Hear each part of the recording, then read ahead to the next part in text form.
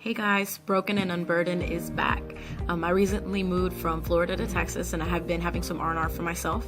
A little bit of growing and getting to know things about myself, a lot of reflecting. But anyways, aside from all of that, thank you to all who watch and subscribe to my blog or my YouTube channel. I'm very grateful. So now that I'm back, I wanted to talk about the very thing that plagues all of us. I want to talk about something that will change your perspective and perhaps your whole view on the subject. Now, we live in a generation that has learned that bigger is better, that if it's broken, you throw it away. A generation that believes in an eye for an eye, that we have learned to have things instantly at our disposal. Now, with this type of mentality and lifestyle, it's hard to be patient with each other.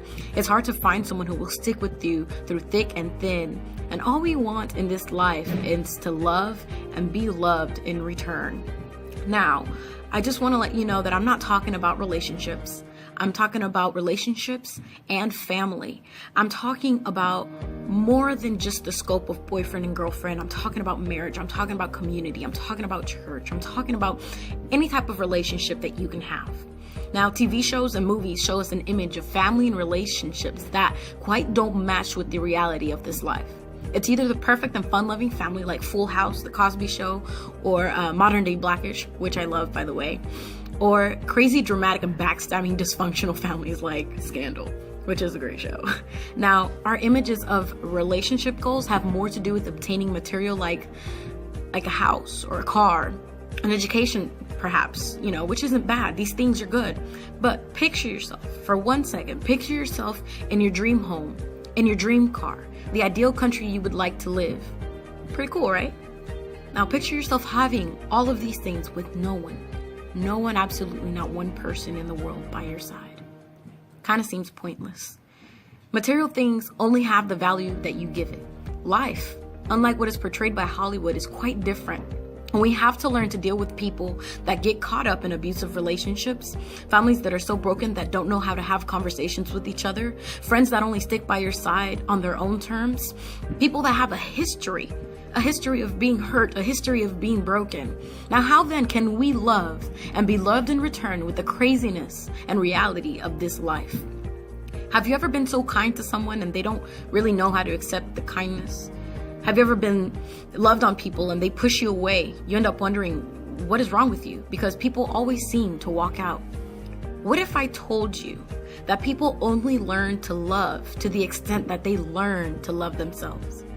That they only learn to love themselves to the extent that they learn and know how to receive love. Now, some people are incapable of loving themselves because they don't know or have never learned what healthy love looks like and feels like. Now, do you go from relationship to relationship trying to figure out why in the world none of it sticks? I want you to take a deep, hard look at yourself. The way you think about yourself, the way you feel about yourself, the way you love or perhaps don't love yourself, your habits, your actions, your ability to forgive yourself or others, and then wonder, can you truly say that you love the person you are or the person you're becoming? If not, why would you expect someone else to love the very person you do not love or even like, which is yourself? What if you don't love who you are? Well, I've come to find out that if you love yourself, now when you're trying to show love, you might be at that stage where they don't know how to receive the love that you're trying to extend. So they push you away thinking that it's too good to be true, or finding excuses as to why it may never work because they don't deserve such a love. You may find yourself on that side of the coin, that you have learned to love you and you're learning to love others, but they don't reciprocate that love. And to you, I say, be patient and wait, because if you give grace and mercy to the unlovable, they will eventually come around sooner or later, but it may not be to you. Rest easy knowing that you are teaching someone to love themselves. Now, for those of you that feel that you are too broken to be loved, I tell you to be patient with yourself. Take a break from any sort of relationship. Learn who you are, and if you don't like what you see, take steps to make changes and become the person you want to love one day, so that you too can be loved in return.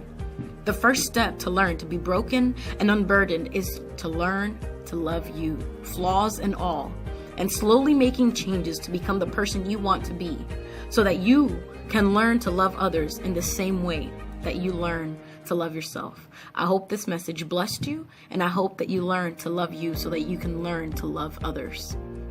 Thanks for watching.